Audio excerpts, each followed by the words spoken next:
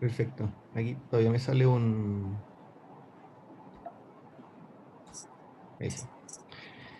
Bueno, buenos días. Quise traer un tema a colación que me pareció interesante y que me ha llamado la atención durante estos años que he estado en la especialidad, que tiene que ver con la sedación mínima para procedimientos de pacientes pediátricos en otorrino. ¿Acaso es realmente una alternativa? Todos hemos visto este tipo de situaciones, o sea, nos llegan a nosotros pacientes pediátricos que necesitamos hacer algún tipo de procedimiento y muy rápidamente aplicamos la técnica de la momificación, ¿ya? Que es otra forma de llamar a la contención mecánica, la verdad. También tenemos este tipo de situaciones en donde tenemos niños un poquito más grandes que ya tienen más fuerza y necesitamos 2 o 3 o 5 manos para poder eh, contenerlos y así poder realizar los procedimientos que tenemos indicados. Y bueno, ya es una foto un poco más dantesca, ¿cierto? Donde tenemos un paciente francamente agitado, en donde hay un montón de gente tratando de afirmarlo para que alguien le haga algún procedimiento. Nunca debemos olvidar que los pacientes pediátricos, ya los niños y niñas tienen derechos, ya están consagrados por ley, y también que no son adultos en miniatura, ya ellos piensan de una manera distinta a los adultos, su raciocinio y sus niveles de pensamiento son muy diferentes a lo que nosotros concebimos de la realidad. ¿Qué tenemos como procedimientos habituales en otorrino? Las que son invasivos, la verdad. La nasofibroscopía, el retiro de cuerpos extraños óticos y nasales, los tapones de cerúmenes, cauterización, por ejemplo, de epistaxis, alguna toma de biopsia y algo muy frecuente que se realiza, que es la toma de los veras. Por lo tanto, ¿qué hacemos en nuestra práctica habitual? ¿Cómo abordamos a nuestros niños? Intentamos explicar a los padres y al mismo niño de la mejor manera posible lo que se va a realizar, cosa de anticiparnos, ¿cierto?, a todos los eventos inesperados. Darles el mayor tiempo posible. Lamentablemente esto no siempre es tan fácil de hacer porque tenemos un paciente tras otro, ¿ya? Les podemos mostrar los instrumentos, perdón, eh, ver que no son cortantes, que no hacen daño. Podemos usar apoyo de pantalla, ¿cierto? Con dibujos animados o con juegos. Si el niño en ese minuto está muy angustiado, podemos citarlo en una segunda vez, ya citarlo en diferido y que venga un poquito más calmado. O otra serie de estrategias, ¿cierto? Cosa de poder convencer al niño de que se quede tranquilo en el procedimiento y no tengamos que someterlo finalmente a una restricción mecánica. Pero tenemos ciertos pacientes que desde entrada tienen necesidades especiales y muchas veces no nos van a entender del todo, como son los pacientes síndrome de Down, todo el espectro del trastorno del espectro autista, pacientes que tienen trastorno de integración sensorial, que ellos sienten distinto, tanto las sensaciones táctiles, vibratorias o las auditivas, pacientes, por ejemplo, que son secuelados de parálisis cerebral, que tienen déficit cognitivo, o muy ligado al ámbito de nosotros, por ejemplo, pacientes que tienen secuelas de meningitis. Por lo tanto, acá tenemos en general en nuestra práctica habitual dos opciones, o sea, o al paciente vamos a indicarle una contención mecánica con las posibles consecuencias que eso tiene, o francamente le indicamos pabellón y anestesia general. Aquí hay un estudio francés, ya que en donde finalmente hacen una encuesta a profesionales de la salud de distintas áreas, qué piensan en relación a la contención mecánica. Y muchos de ellos dan como argumento el bien mayor del paciente, finalmente que esa contención está justificada por, en este caso, el procedimiento que está indicado médicamente. Hay otros estudios que puede que tengan varios sesgos, ya hay algunos que son, cuestionados por otros grupos de anestesistas que tienen que ver con las posibles consecuencias de la anestesia general, sobre todo en procedimientos largos que duran más de una hora, en el posible desarrollo neurocognitivo, de lenguaje y de funciones cerebrales mayores en relación al uso de anestesia general en la población pediátrica. Pero la verdad es que esto está extrapolado de modelos animales y se ha intentado demostrar, pero es bastante complejo. Pero lo que sí es irrefutable, ¿cierto? Son los costos que tiene para las familias el indicar un pabellón, a veces por un procedimiento que puede demorar 5 minutos. En el mismo hospital tenemos un montón de pacientes FONASA, ¿cierto? Que nosotros sabemos que, aunque el código sea el más barato posible, los costos superan los 800.000 pesos. Por lo tanto, aquí entra en juego un concepto que se llama sedación mínima. ¿Qué es la sedación mínima? La Academia Americana de Anestesia ya da un continuo desde el menor grado de sedación, que es la sedación mínima o ansiolisis, ya, hasta la anestesia general, en donde evalúa 4 tópicos que tienen que ver con la respuesta del paciente, con la vía aérea, con la mantención de la ventilación espontánea y la función cardiovascular.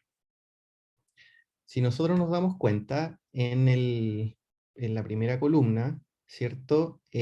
La sedación mínima o ansiolisis ya tiene una respuesta normal a estímulos verbales y prácticamente, porque nosotros tampoco podemos decir que nunca, no tiene efectos ni en la vía aérea, ni en la ventilación espontánea, ni en la función cardiovascular. Por lo tanto, a priori parece ser una estrategia bastante segura de implementar.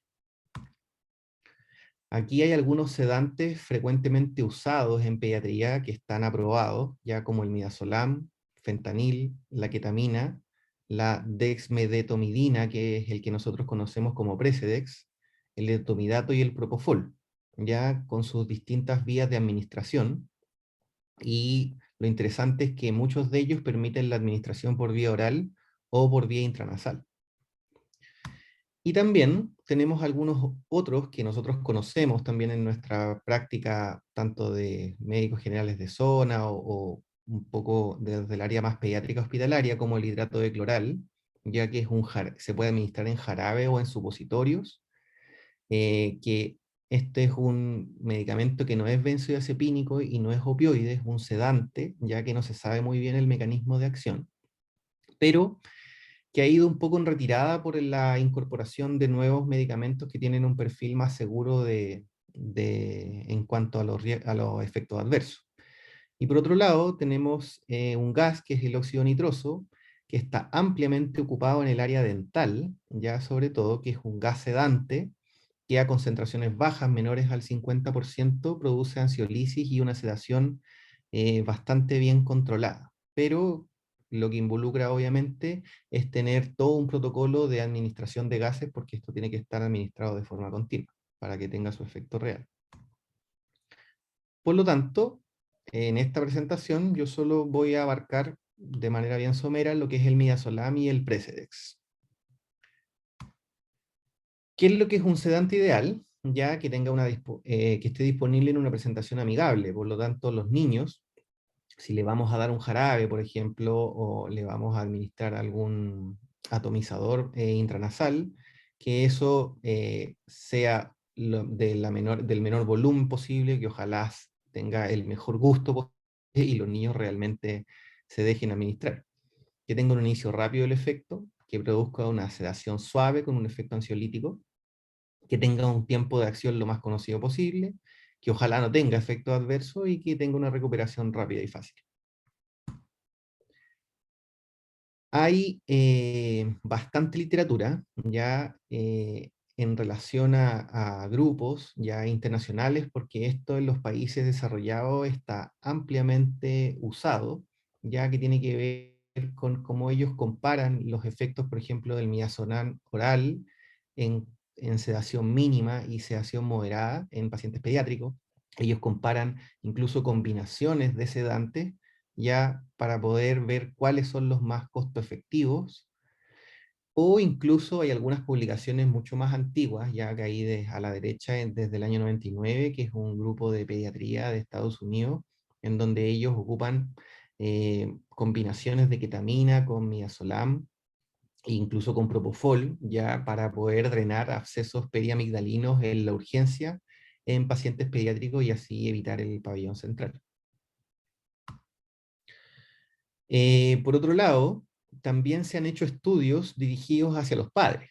Ya aquí tenemos un estudio del año 2019 en donde se hace una encuesta a los padres ya para ver su perspectiva desde la sedación mínima, ya en pacientes que se les hacen procedimientos fuera del pabellón, en donde ellos muestran un grado de satisfacción bastante elevado con este tipo de protocolo. ¿Qué es lo que es el midazolam? Ya es una benzodiazepina de acción corta, un agonista GABA, que produce sedación, relajación, amnesia y relajación muscular. Tiene un tiempo de acción variable, ya que por vía oral nasal es de aproximadamente unos 10 a 30 minutos en empezar a actuar, con una duración aproximada de unos 45 a 60 minutos. Ahí tenemos las dosis, tanto por vía oral como por vía intranasal, y puede producir depresión respiratoria, pero esta reacción adversa es dosis dependiente. Ya aquí recordemos que las dosis que nosotros estamos ocupando son las más bajas posibles. Y también están descritas esta reacción paradojal en los niños, en donde en vez de producir sedación, producen agitación, ya que tiene un porcentaje global, que también es dosis dependiente, bastante más bajo. Y los estudios no muestran grandes diferencias en cuanto a su eficacia en el uso oral versus intranasal. Por otro lado, está la dexmedetomidina, que es un medicamento mucho más nuevo, que su mecanismo de acción es a través de agonistas de receptores alfa centrales, ya esta no es una benzodiazepina, que tiene efecto sedante, analgésico y ansiolítico, entre otros. Ya aquí tenemos las dosis. Ya la presentación viene en frasco acá en Chile de 200 microgramos en 2 ml. No produce depresión respiratoria, es por eso que hoy en día está acaparando bastante terreno, y la principal reacción adversa va hacia el sistema cardiovascular, pudiendo producir un poco de bradicardia y hipotensión, pero esto también tiene que ver con la vía de administración, sobre todo en la parte endovenosa, y la concentración. Su acción comienza aproximadamente a los 40 minutos, ya posterior a la ingesta oral intranasal, y tiene una duración un poquito más larga, que es aproximadamente entre 90 y 120 minutos. ¿Tenemos experiencia publicada en otorrino?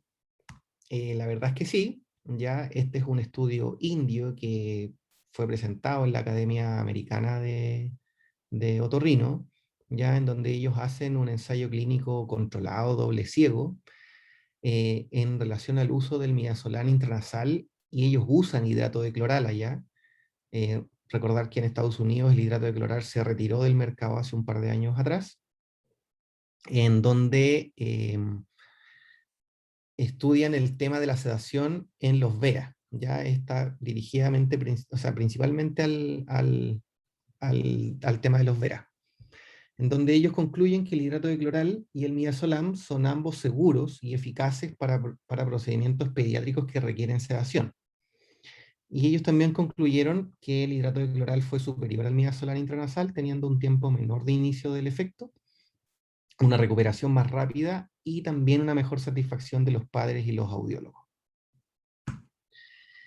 Acá tenemos otro grupo de un hospital universitario pediátrico en Utah, ya que ellos realizan un estudio retrospectivo usando ansiolíticos, usan midazolam oral y comparan costos y beneficios en relación a ese mismo procedimiento realizado en pabellón. De hecho, el título es dirigido hacia evitar el pabellón central. Aquí tenemos algunos gráficos que, bueno, ahí está el perfil etario y de tipo de patologías que tienen los niños a la izquierda arriba. A la derecha, como podemos ver, son procedimientos de los cuales nosotros también describimos previamente, y el gráfico más interesante es el de abajo, ya en donde el mismo procedimiento, como una desimpactación de cerumen o remoción de cuerpos extraños óticos o nasales o cauterización septal, ¿cierto? Hay unas diferencias evidentemente significativas en relación a los costos que tiene que ver el pabellón central versus el uso de una sedación mínima, en donde ellos no tienen como opción ya el hecho de la contención mecánica. No se, realmente no se hace en los países desarrollados, eso nunca lo plantean.